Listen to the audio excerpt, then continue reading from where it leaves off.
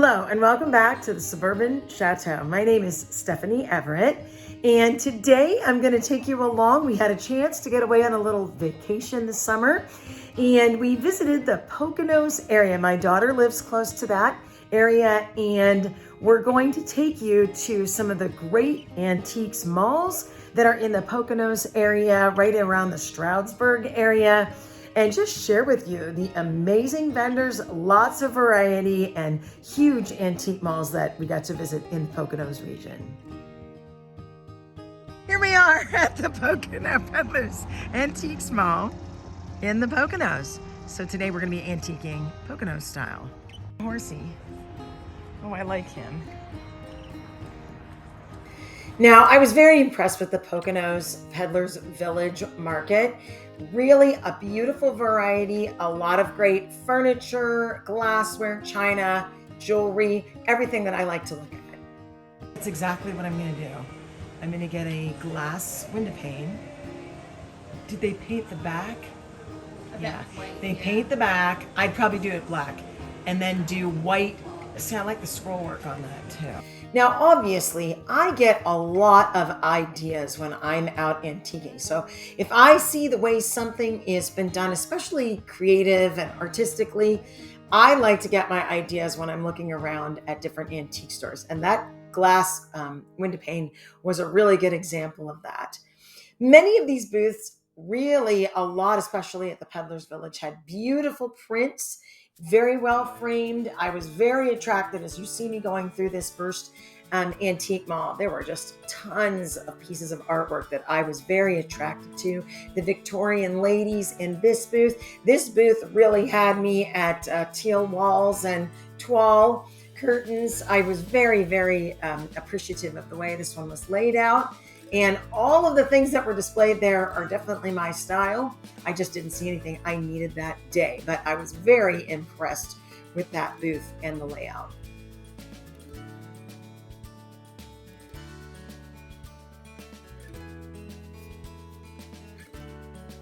Now, I was able to see a lot of beautiful jewelry. I didn't pick up this ring, but I sure looked at it. I thought it was very beautiful. Of course, you know I collect the Tupperware trays. There were many of those. And transferware dishes. Surprise, surprise. Lots of those as well. I saw some beautiful yard longs. I have one of these that's up here already at my house. I love the way they're framed. Again, more of those Tupperware trays, but a lot of beautiful, as I said before, beautiful prints there as well.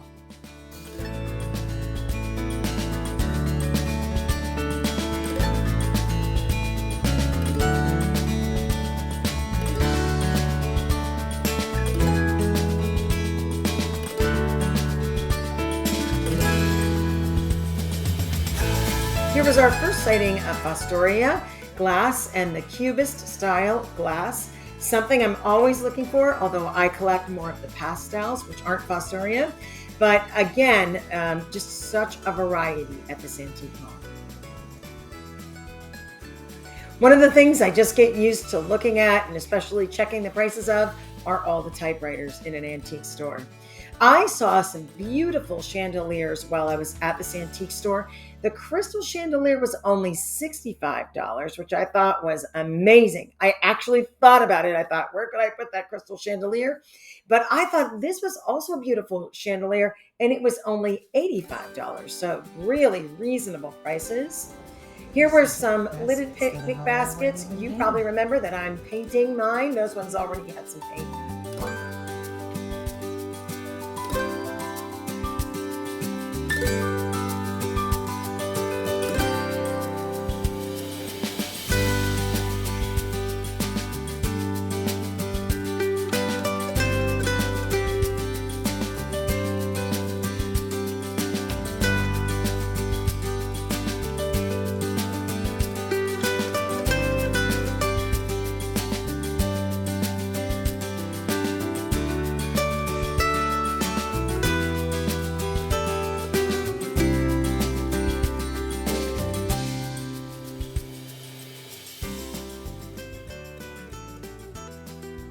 One of the things that really impressed me about this particular antique mall was their great selection of prints. And especially, they had some that were more of the Gibson Girl, like I do collect, but they had a lot that had colonial themes to them. And I've been listening to a lot of podcasts and YouTubers talk about neo-colonialism as a great example of something right there in that top picture, that we're getting back to some of those colonial ideas. Here's a chateau, a real famous one. And I caught my eye right away. I love the way that was framed, the gray frame.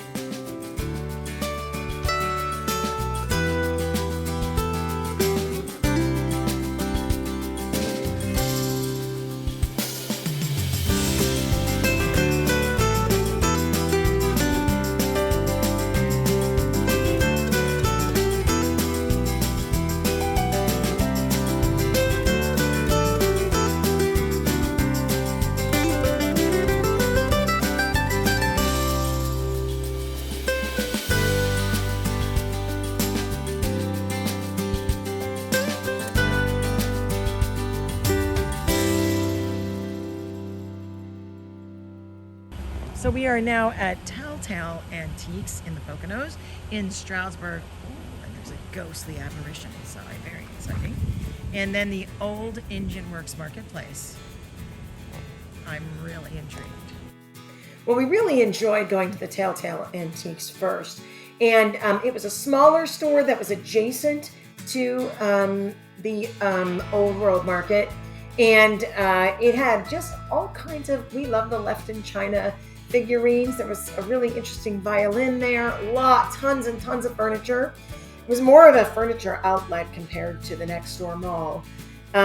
Just lots of very unique pieces, tons of, if you're looking for mid-century modern, I say you'd find a lot there. They also had a lot of vintage clothing at this antiques market, but it was less booth by booth. It seemed like the whole thing was mixed together. And so I thought that was pretty interesting. I like that tray. I saw that one. As you know, I do collect trays, so that was one of the ones that caught my eye. I did not purchase it. And then we got into the Old World Antiques, and I really enjoyed this one.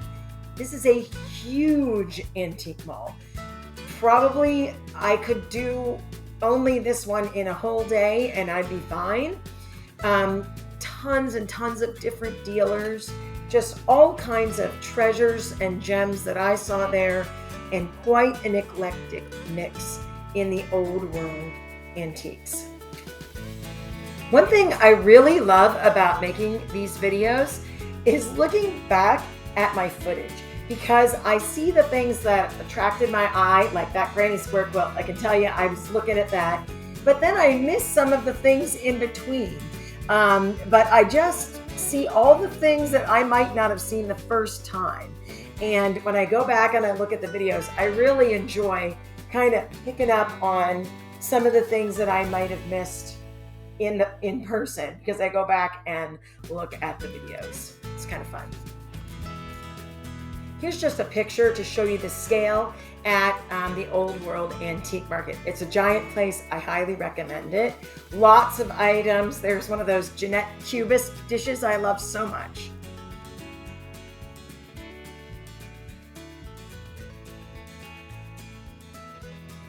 Thank you so much for joining me on this edition of the Suburban Chateau. I hope you had a great time going along with me to the Poconos and to the antique malls that are right around in that area. And thanks again for joining me here at the Suburban Chateau.